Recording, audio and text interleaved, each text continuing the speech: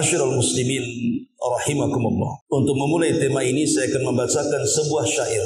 Seorang penyair mengatakan, tazawwad minat taqwa fa innaka la tadri idza janna laylun hal ta'isu ilal fajr. Wa kam min sahihin mata min ghairi illatin wa kam min alilin asha hinan minad dahri. Fakam min fatan amsa wa asbaha dhahikan wa qad nusijat akfanuhu wa huwa la yadri. Wa kam min saghirin yurtaja tulu umrihi wa qad udkhilat ajsamuhum zulmatal qabri.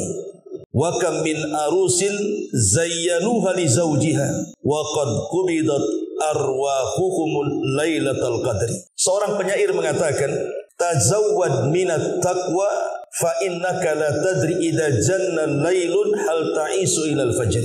Berbekalah ketakwaan, karena sesungguhnya engkau tidak tahu jika malam telah tiba, apakah engkau masih bisa hidup hingga waktu fajar. Wa kam min sahihin mata min ghairi illatin. Berapa banyak orang-orang yang sehat kemudian meninggal tanpa didahului sakit. Wa kam min alilin asha hinan minad dahri.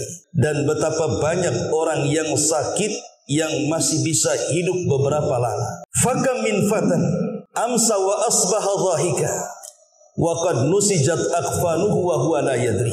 Betapa banyak pemuda-pemuda yang tertawa di pagi hari dan petang hari, padahal kafan mereka sedang ditenun dalam keadaan mereka tidak sadar. Wa kam min sigharin yurtaja tulu umrihi.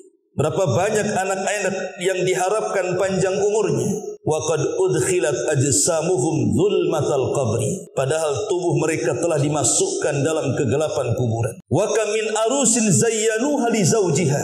Betapa banyak mempelai wanita yang dirias untuk mempersembahkan kepada mempelai laki-laki. Wa qad udkhilat wa qad qubidat arwahuhum lailatul qadri. Padahal ruh mereka telah dicabut tatkala datang malam Lailatul Qadar. Perhatikan bait-bait syair ini. Bait-bait syair ini menunjukkan kepada kita bahwa kullu nafsin dha'iqatul maut. Setiap jiwa itu pasti disentuh dengan kematian. Tidak ada manusia yang tidak disentuh dengan kematian. Makanya kenapa Adam alaihi salatu wassalam harus diturunkan dari sorga ke bumi supaya disentuh dengan kematian. Sebab kalau Adam tidak pernah ke bumi tetap di sorga, selamanya Adam tidak akan mati. Padahal setiap jiwa itu harus mati. Dan Adam itu bagian daripada jiwa. Ma'asyiral muslimin yang dimuliakan Allah subhanahu wa ta'ala.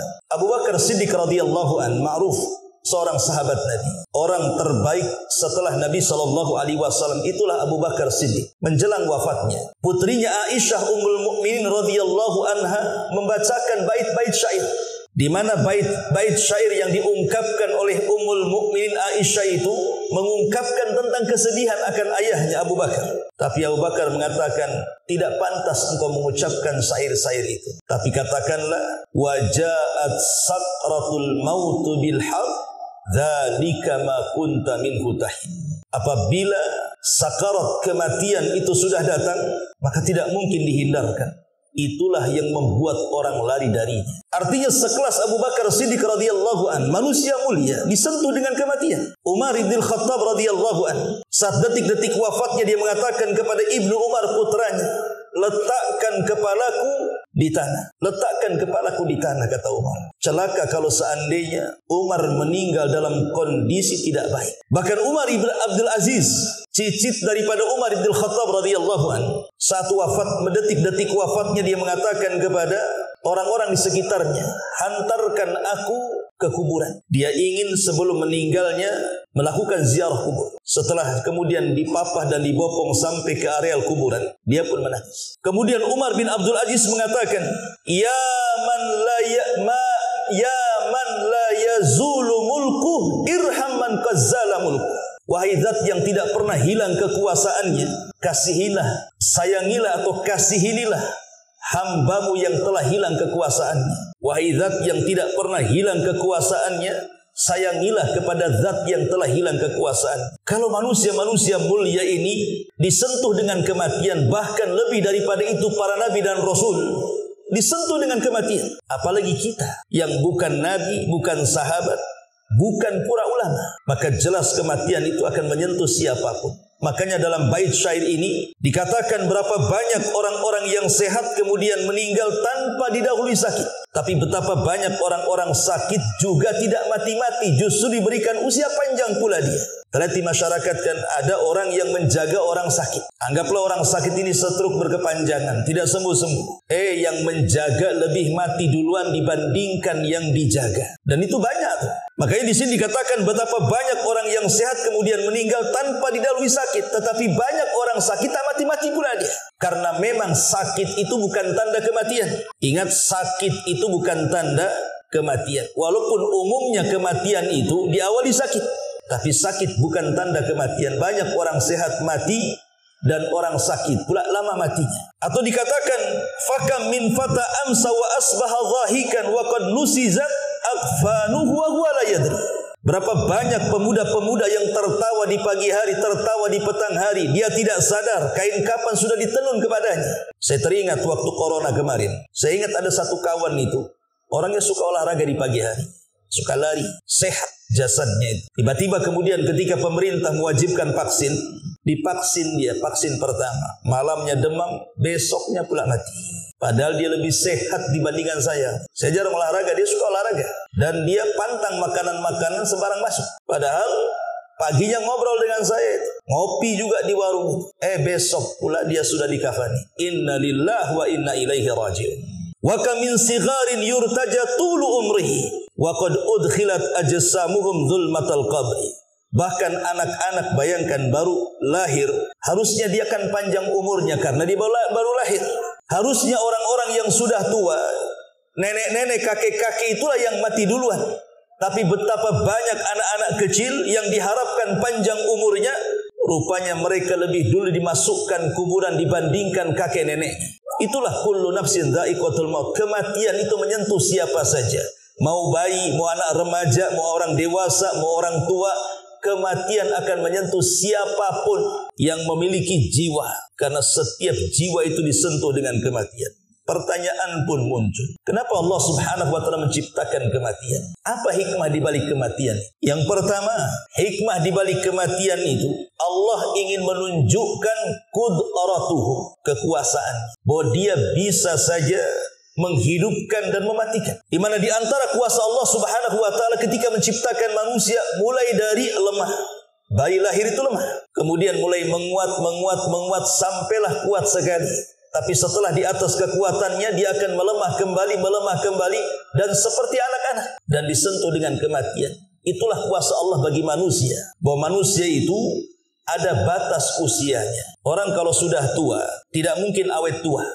Pasti yang namanya tua itu ada limitnya. Lah limit tua itulah kematian namanya. Sehebat apapun orang yang sudah tua, anggaplah mungkin seorang nenek, bolak-balik dia ke salon, bolak-balik dia pesan skincare atau apa namanya, disuntik silikon sana sini. Yang namanya tua tetaplah dia tua. Dan ada batas usia. Karena memang kematian itu salah satu daripada qudratullah. Itu kuasa Allah, bukan kuasa kita. Kita pengen dipanjangkan umurnya, tapi Allah tidak berkehendak seperti itu. Apa yang kita kehendaki belum tentu dikehendaki Allah. Dan ingat, kalau Allah sudah berkehendak, walaupun kita tidak berkehendak, pasti terjadi. Dan apa yang kita kehendaki kalau Allah tidak berkehendak, tidak mungkin terjadi. Yang kedua, Allah Subhanahu wa ta'ala menciptakan kematian itu untuk menguji kita sebenarnya. Siapa di antara kita yang baik amalannya? Makanya Allah Subhanahu wa ta'ala mengatakan dalam surah Al-Mulk, "Alladzi khalaqal mauta wal hayata liyabluwakum ayyukum ahsanu amala." Dialah yang menciptakan adanya kehidupan dan kematian untuk apa? Untuk menguji kalian siapa di antara kalian yang baik amalannya, bukan yang banyak amalannya, yang baik amalannya. Kata Fudail ibn Iyad rahimahullahu ta'ala mengatakan maksudnya baik amalan itu akhlasuhu wa aswab, yang paling ikhlas dan paling mencontoh Nabi. Jadi Allah Subhanahu wa ta'ala menciptakan kematian itu untuk menguji kita. Siapa di antara kita ini yang paling baik amalannya saat menghadap kepada Allah Subhanahu wa ta'ala? Kalau tidak disentuh dengan kematian, kapan kita menghadap Allah? Dengan disentuhnya kematian itulah kita akan menghadap Allah. Dan Rasul mengatakan, "Man ahabba liqa Allah, ahabballahu liqa'ah. Wa man kariha liqa Allah, karihallahu liqa'ah." Siapa yang cinta berjumpa dengan Allah, Allah cinta berjumpa dengan dia. Siapa yang benci berjumpa dengan Allah, Allah benci berjumpa dengan dia. Apa maknanya hadis ini? Maknanya hadis ini, kalau selama hidup di dunia kita menginvestasikan umur kita untuk akhirat, harta kita untuk akhirat, semua apa yang ada pada diri kita untuk akhirat. Dengan kata lain, kita sedang membangun rumah di akhirat, membeli kebun di akhirat, membeli taman di akhirat. Maka saat kematiannya, dia cinta ingin berjumpa dengan Allah. Dan Allah akan cinta berjumpa dengan dia. Karena tidak ada beban di dunia lagi. Tapi kalau selama hidupnya, justru dia investasikan untuk dunia saja. Hartanya hanya untuk membangun rumah, membeli kendaraan mewah, membeli tanah seluas-luasnya. Kemudian hidupnya hanya dibuat hura-hura saja. Tidak ada amalan yang untuk dibawa setelah kematiannya. Maka pasti saat kematiannya dia benci berjumpa dengan Allah. Kenapa? Karena dia harus meninggalkan rumahnya, dia harus meninggalkan ATM-nya, dia harus meninggalkan kebunnya. Sementara di akhirat dia tidak punya apa-apa. Akhirnya dia benci berjumpa dengan Allah, Allah pun benci berjumpa dengan dia. Maka di antara hikmah Allah ciptakan kematian itu, Allah hendak menguji hamba-hambanya. Siapa di antara mereka yang baik amalannya? Yang ketiga, supaya dengan kematian itu setiap jiwa mengalami keyakinan bahwa kita ini hanya makhluk, di mana makhluk itu sesuatu yang fana, yang kekal itu hanya Allah Subhanahu wa taala. Kalau kita tidak pernah mati-mati, apa bedanya kita dengan Allah? Untuk membedakan siapa yang khalik, siapa yang makhluk, siapa pencipta dan siapa yang diciptakan, maka dibuatlah kematian supaya manusia itu makin yakin bahwa dia makhluk yang berhajat kepada Allah. Makhluk lemah disentuh dengan kematian. Kemudian yang keempat, bahwa dengan adanya kematian, manusia hidupnya akan tenang bagi manusia yang lainnya. Coba bayangkan, di Tanjung Uban saja ini, kalau seandainya orang tidak ada yang mati, mungkin ramai jumlahnya sejak zaman Adam sampai sekarang kan. Mau ditaruh di mana? Berapa banyak rumah yang disiapkan? Boleh jadi mungkin sudah tidak ada tanah lagi. Akhirnya menyusahkan yang lainnya. Dengan adanya kematian, akhirnya manusia-manusia yang lain diberikan kesempatan untuk bergenerasi. Sehingga dengan banyaknya orang meninggal, datang generasi kedua, datang generasi ketiga, dan seterusnya sampai generasi kita. Akhirnya kita mendapatkan ketenangan hidup di alam dunia ini. Karena tidak sesak bumi ini. Coba bayangkan, kalau kita hitung orang yang ada dalam kuburan dengan orang yang di atas kuburan, banyak mana coba? Banyak orang yang dalam kuburan. Jumlah mereka lebih banyak sejak zaman Adam loh ya.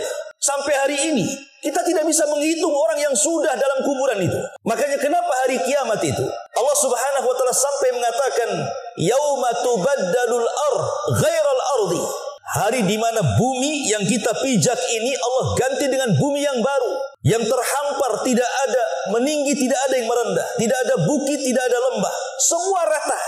Karena manusia saat itu akan dibangkitkan sejak zaman Adam sampai orang yang terakhir mati supaya muat buminya. Kalau sekarang seandainya Allah bangkitkan manusia dalam kondisi bumi yang sekarang, mau diletakkan di mana manusia itu? Saking banyaknya. Maka dengan kematian ini, maka menjadikan manusia tenang, tidak sesak, tidak berdesak-desakan. Dan itu hikmah dan kuasa Allah Subhanahu wa taala. Kemudian yang terakhir, dengan adanya kematian ini juga bisa mengurangi kepenatan hidup seorang muslim. Terkadang ada orang-orang yang ketika melihat kuburan dia mengatakan, duhai kiranya aku yang dikubur. Karena sudah tidak tahan dengan keperitan dan kepedihan hidup ini. Sampai ada satu kisah itu, bukan baru. Tiba-tiba ada seorang laki-laki gantung diri. Kemudian setelah masuk koran dan diinterogasi keluarganya, apakah dia punya musuh? Rupanya tidak. Apakah dia dibunuh? Rupanya tidak. Dia hanya gantung diri saja. Rupanya gara-gara punya hutang kulkas belum dibayar. Ditagih, stres, akhirnya gantung diri. Coba masalah kulkas bisa gantung diri. Entah benar beritanya, entah salah. Tapi yang jelas, gara-gara hutang orang bisa gantung diri. Ini laki-laki bukan perempuan. Kalau yang laki-laki saja sudah seperti perempuan putus asa, macam mana pula perempuan yang mengikuti perasaannya? Laki-laki kan mengikuti akal harusnya. Dia berpikir, masa harus gantung diri gara-gara kulkas?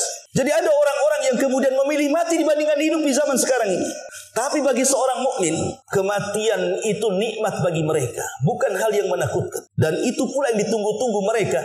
Karena dengan kematian itu minimalnya kepenatan hidup di dunia menjadi lapang. Ada 12 kabar gembira yang Allah Subhanahu wa taala dan Rasulnya sebutkan di dalam Al-Quran dan juga hadis-hadis Nabi SAW tentang kematian seorang mukmin. Pertama, disebutkan di 2 ayat di dalam Al-Quranul Karim. An-Nahl ayat 32 dan Fussilat ayat 30.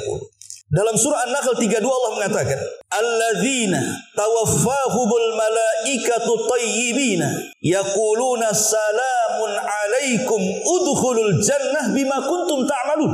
Orang-orang yang diwafatkan dalam keadaan baik, maksudnya orang yang beriman, diwafatkan dalam kondisi baik oleh para malaikat, maka malaikat akan berkata kepada mereka, "Salamun alaikum." Keselamatan bagi kalian. Masuklah kalian ke dalam sorga disebabkan karena perbuatan kalian di dunia. Jadi kalau kematian seorang mukmin disambut baik para malaikat. Dan Allah mengatakan dalam surah Fussilat 30-nya, "Innal ladzina qalu rabbuna Allah tsumma istaqamu tatanazzalu alaihimul malaikatu alla takhafu wa la tahzanu wa abshiru bil jannati allati kuntum tu'adun." Orang-orang yang mengatakan Rabb kami Allah kemudian istiqomah dengan kata-katanya.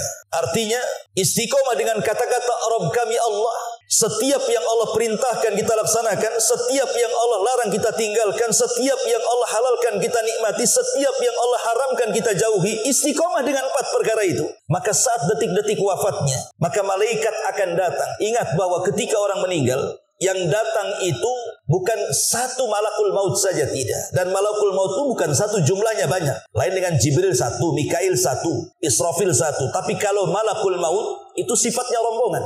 Makanya kalau kita lihat di masyarakat ini, kalau ada pengumuman inna lillahi wa inna ilaihi rajiun 2 hari nanti ada lagi tuh. Sama dengan orang kelahiran. Di sana lahir, di sini lahir lagi. Di situ lahir lagi. Lah kematian juga kadang-kadang musiman tuh. Dan tidak mungkin satu malakul maut sibuk mencabut di sini, habis itu nyabut di sana pula. Tidak. Macam mana satu dunia ini serentak mati? Apa nggak sibuk tuh malakul maut tuh? Jadi malakul maut itu artinya malaikat yang jumlahnya banyak. Tetapi dikirim kepada setiap jiwa satu malakul maut. Kemudian ditemani dengan rusulul mauti. Rasul-rasul kematian. Sebagaimana Allah mengatakan, tawaffathum rusuluna. Kami wafatkan mereka dengan diutusnya utusan-utusan malaikat kami, kata Allah. Karena malakul maut itu tugasnya hanya mencabut nyawa saja dia. Jadi yang berperan itu adalah rusul kematian. Dialah yang kemudian menarik ruh.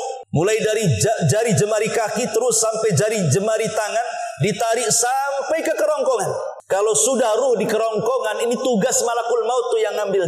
Dan ingat, setiap ruh keluar itu dari mana? Dari mulut. Ruh itu keluar dari mulut kita. Makanya setiap ruh itu keluar, kata Rasul, tabi'ahul basar. Pasti pandangan akan mengikutinya. Lihat orang mati biasanya melotot matanya. Makanya Rasul menyunahkan tutup supaya tidak menakuti orang. Lah rusulul maut ini kalau dia datang kepada seorang mukmin, apa kata Allah di sini? Tatanazzalu alaihimul malaikatu alla takhafu wa la tahzan. Maka dia akan bisikan di telinganya, jangan takut, jangan sedih. Artinya jangan takut terhadap perkara yang akan datang. Jangan takut. Nanti setelah kau mati di kuburan, jangan takut. Nanti setelah kiamat di padang mahsyar, jangan takut. Jangan takut. Dan jangan sedih tentang perkara yang kau tinggalkan. Jangan sedih, kau tinggalkan anakmu, kau tinggalkan istrimu, kau tinggalkan suamimu. Allah sudah mengirim malaikat menjaga mereka. Jadi betul-betul dihibur. Kemudian setelah dibisikkan, jangan takut, jangan sedih. Karena Allah sudah janjikan sorga yang menanti kepadamu. Maka dia pun tenang. Saat tenang ruh di tenggorokan itulah, maka tugas malaikat maut mencabutnya. Itu pun hanya sesaat dicabut, kemudian diserahkan kepada rusul kematian lagi, yang sudah mempersiapkan kapan dari sorga, sudah mempersiapkan minyak wangi dari sorga. Kemudian diangkat ke langit. Ruhnya diangkat ke langit sampai menembus langit pertama, kedua, ketiga, sampai ketujuh, sampai berjumpa dengan Allah. Dan Allah katakan, kembalikan ruh ke dalam jasadnya. Tapi catatannya, letakkan di tempat yang paling tinggi di sorga fil iliyyin. Lihat kematian seorang mukmin. Kematian seorang mukmin tenang. Sampai-sampai Rasul mengistilahkan dalam hadis Bara bin Azib itu seperti tetesan air yang terakhir keluar dari mulut teko. Coba bayangkan kalau ini teko umpamanya. Ini masih banyak airnya ya. Saya tuangkan, pasti akan deras karena banyak airnya.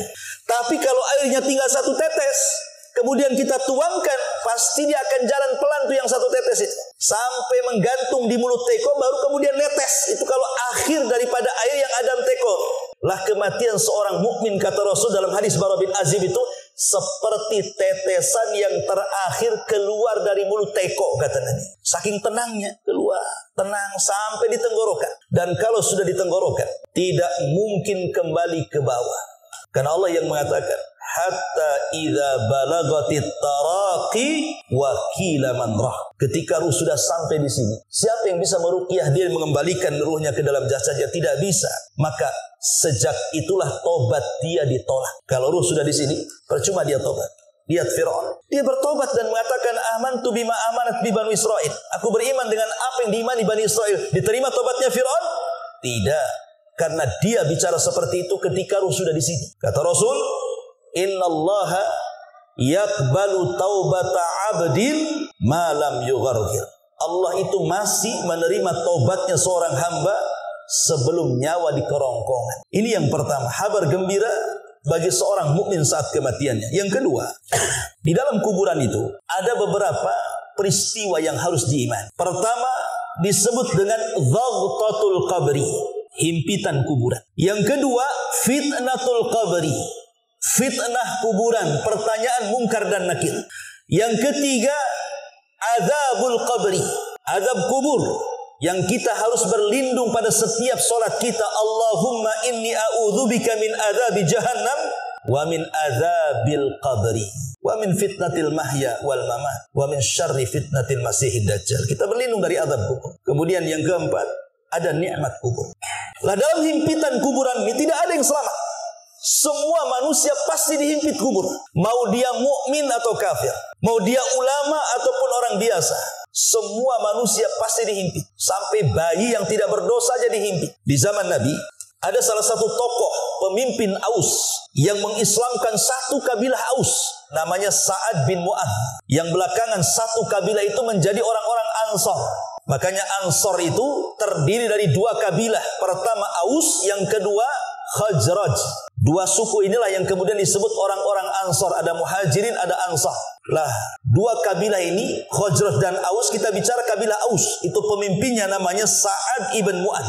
Satu kabilah masuk Islam gara-gara dia. Ketika dia meninggal, arsy Allah bergetar. 70.000 malaikat mengikuti penguburannya. Kata Nabi SAW saat dikuburkan Sa'ad bin Mu'adh ini, "Lau naja ahadun min dhammatil qabri lanaja Sa'd bin Mu'adh wa qad dhamma dhammatan thumma ruhiya anhu." Kata Nabi SAW, kalau ada orang yang selamat dari himpitan kuburan, Sa'adlah orangnya. Tapi dia tidak selamat, tetap dihimpit juga. Padahal satu kabilah masuk Islam gara-gara dia. 70.000 malaikat mengikuti penguburannya, tapi tetap dihimpit kuburan. Dalam riwayat ada seorang bayi. Tiba-tiba kemudian Rasul mengatakan, kalau seandainya ada orang yang selamat dari himpitan kubur, bayilah orangnya.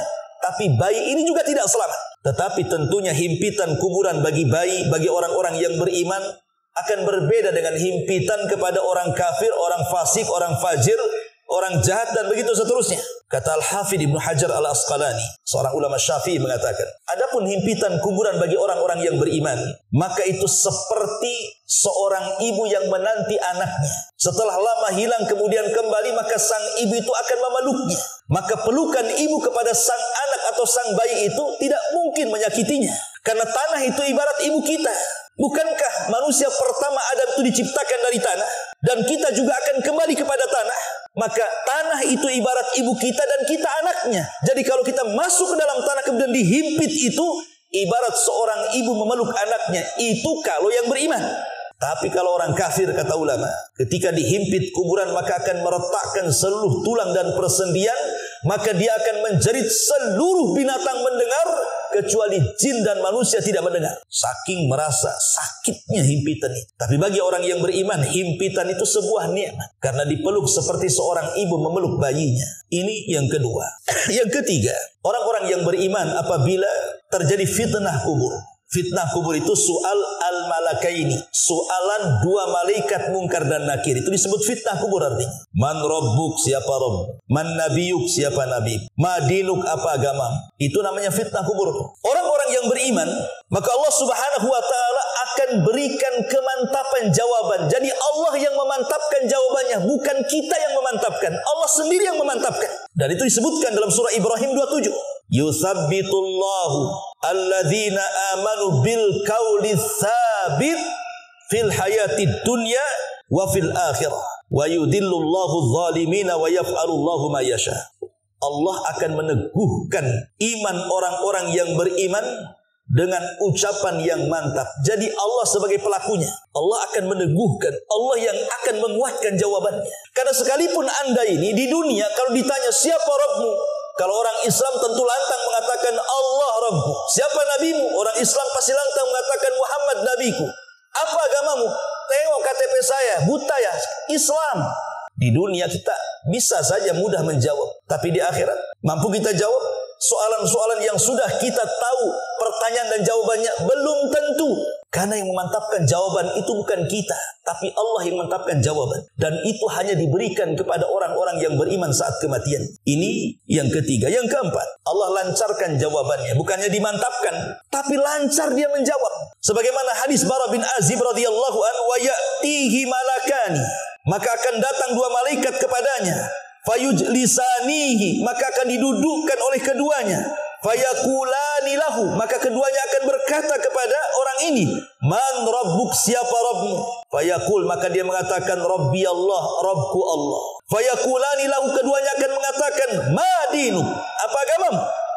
Fayakul, maka dia mengatakan dinil Islam, agamaku Islam. Fayakulani lahu, keduanya juga akan mengatakan ma hadzal rajul alladzi bu'itsa fikum, kenal enggak orang yang diutus Allah kepada engkau ini? Maka dia mengatakan ya huwa Rasulullah, dia adalah Rasulullah Muhammad sallallahu alaihi wasallam. Fayaqulani lahu, maka dua malaikat berkata lagi, wa ma yudrik, apa yang kau ketahui? Kemudian dia mengatakan qara'tu kitab Allah, aku membaca Al-Quran. Fa'amantu bih, aku beriman dengan Quran. Wa saddaqtu, dan aku juga membenarkan Quran. Maka ketika itu Allah mengatakan ang sadaq wa abdi, hambaku telah benar. Lihat, lancar jawabannya. Kita saja kalau ada orang yang lancar jawabannya, memang orang ini cerdas. Maka Allah berikan kecerdasan, kelancaran jawaban. Tapi tidak semua orang mampu lancar dalam jawaban. Ada orang yang dibentak malaikat, siapa Rabbmu? Dia tidak bisa berkata-kata kecuali mengatakan la adri, aku tidak tahu, aku tidak tahu. Qultu kama qalan nas wa fa'altu kama fa'alan nas, aku hanya mengatakan mendengar manusia ngomong begini, aku ikut ngomong begitu. Ada orang yang tidak sanggup, padahal di dunia lancar tuh dia, paham tuh antara soalan dan jawaban. Tapi ketika ditanya mungkar nakir, tak bisa pula magap-magap dia. Ya, karena itu semua taufik dari Allah subhanahu wa ta'ala. Makanya kenapa? Kalau kita ini sedang mengantarkan jenazah ke kuburan, orang yang dikubur itu cuma perlu 3 dari kita. Pertama, dia perlu ampunan dosa-dosanya. Maka kita katakan, ya Allah ampuni dosa orang ini. Yang kedua, orang yang dikubur itu perlu kasih sayang Allah. Karena kalau bukan kasih sayang Allah, dia tidak akan selamat. Maka kita katakan Allahumma rahamhu, ya Allah rahmati orang ini. Yang ketiga, dia perlu kemantapan jawaban. Makanya kita yang mengantarkan jenazah meminta kepada Allah, Allahumma tsabbithu, ya Allah tetapkan jawabannya. Itu sunnah orang mengantarkan jenazah itu.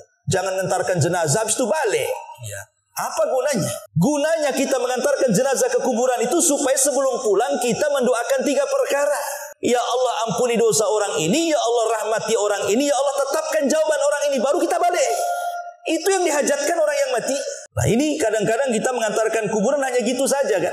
Padahal tidak demikian, ada sunnahnya. Jangan langsung balik. Dekati kuburannya, ambil kepalan 3 tanah. Kalau kita tidak sempat menguburkan, letakkan di atasnya, doa dengan 3 doa itu. Kan tidak lama. Ya Allah ampuni. Gak apa-apa pakai bahasa Indonesia, apa salahnya? Allah tahu kok. Ya Allah ampuni orang ini, ya Allah rahmati orang ini, ya Allah tetapkan jawaban orang ini, kemudian pergi.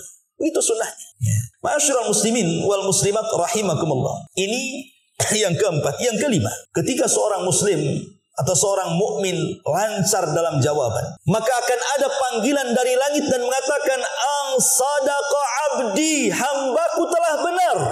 Allah akan mengirim seorang penyeru untuk menyeru dan mengatakan hambaku telah benar.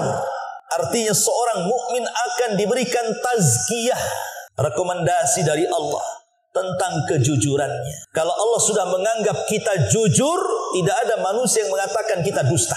Tapi kalau satu dunia mengatakan kita jujur, kalau Allah kita mengatakan kepada kita dusta, tetap kita dusta. Karena rekomendasi manusia itu tidak ada harganya. Tapi rekomendasi Allah subhanahu wa ta'ala itu sangat berharga. Kalau Allah katakan kita jujur, maka mau tidak mau manusia harus mengatakan kita jujur. Ini yang kelima. Yang keenam, dibukakan pintu sorga. Jadi kalau ada seorang mukmin masuk ke dalam kuburan, kemudian ditanya dia bisa menjawab, kemudian Allah berikan rekomendasi tentang kejujurannya dan mengatakan ang sadaqa abdi, hambaku telah benar, apa yang terjadi? Maka Allah katakan dalam hadis Nabi SAW, waftahu lahu baban minal jannah. Bukakan pintu sorga, hadapkan ke dalam kuburnya. Subhanallah, belum masuk sorga, tapi sorga sudah dibukakan, pintunya dihadapkan ke dalam kuburannya. Makanya Utsman ibn Affan radhiyallahu anhu, kalau diceritakan neraka biasa-biasa saja raut mukanya, tapi kalau diceritakan tentang kuburan bisa menangis Utsman. Sehingga dikatakan, ya Utsman, dibicarakan neraka kau biasa-biasa saja, dibicarakan kuburan kenapa kau menangis? Maka Utsman ibn Affan mengatakan, waihakum, celaka engkau. Tahu enggak kuburan itu apa, kata Utsman? Kuburan itu adalah raudhatun min riyadil jannah au hufratun min hufarin nar. Kuburan itu bisa jadi taman yang mengarah ke sorga, tapi bisa menjadi lubang yang menghantarkan ke neraka. Kalau kita selamat di kuburan, maka selamat setelahnya. Kalau kita tidak selamat di kuburan, jangan harap selamat setelahnya. Makanya Utsman menangis ketika dibicarakan kuburan itu. Tetapi kalau di kuburan saja pintu surga sudah diarahkan, maka berarti ada kesempatan dia masuk ke dalam surga. Cukup sampai di situ. Yang kedelapannya, yang ketujuhnya, maka kuburan yang tadinya sempit, yang terjadi himpitan itu tiba-tiba diluaskan. Ada dua riwayat. Pertama riwayat Abu Hurairah dan yang kedua riwayat Bara bin Azib. Riwayat Abu Hurairah mengatakan, "Summa yubsahu lahu fi qabrihi sab'una dhira'an fi sab'in." Jadi kuburan akan diluaskan itu sejauh 70 hasta kali 70 hasta. 70 hasta kali 70 hasta. Satu hasta itu dari sini ke sini, ini satu hasta namanya. Kalau di meter, setengah meter. Segini itu kan setengah meter kan? Ya. Kalau 70 hasta itu berarti 35 meter kali 35 meter. Kuburan itu diluaskan. Antum saja beli rumah di perumahan 8 kali 12. Ya kan? Ini kuburan kita 35 kali 2, luas tuh. Rumah kita kalau luas kan lapang gitu kan. Tapi dalam riwayat Bara bin Azib lebih luas lagi. Karena tidak disebutkan bilangannya. Rasul hanya mengatakan maddal basar, sejauh mata memandang. Bayangkan. Sejauh mata memandang. Itulah luasnya kuburan. Logika saja. Coba seandainya saya kurung Anda di satu tempat. Anggaplah ruangan kamar. Saya kurung di situ. Saya gelapkan lampunya. Tidak ada handphone, tidak ada TV, tidak ada kulkas, tidak ada kipas angin, tidak ada AC, tidak ada apa-apa. Kosong gitu saja. Lampu juga dimatikan. Bertahan berapa hari kita di situ? Bisa bertahan? Nggak akan bertahan. Sesak dada kita pengen keluar. Kalau satu hari saja kita tidak bertahan dalam satu ruangan gelap, tidak ada apa-apa. Kalau kita masuk kuburan, itu kita akan ditinggal di kuburan itu sampai kiamat dibangkitkan. Kalau kiamat dibangkitkan baru beralih dari alam kubur menjadi alam barzakh kan? Coba kita berpikir kalau seandainya kita berada di ruangan yang sangat sempit 1 kali 1,5 meter. Seperti apa? Makanya Allah Subhanahu wa taala berikan nikmat kepada orang yang beriman di mana kuburannya diluaskan sejauh mata memandang. Itu kenikmatan. Kita punya rumah kalau luas saja kita merasa plong kan gitu ya. Begitulah logikanya kenikmatan seorang mukmin dalam kuburan, diluaskan kuburan.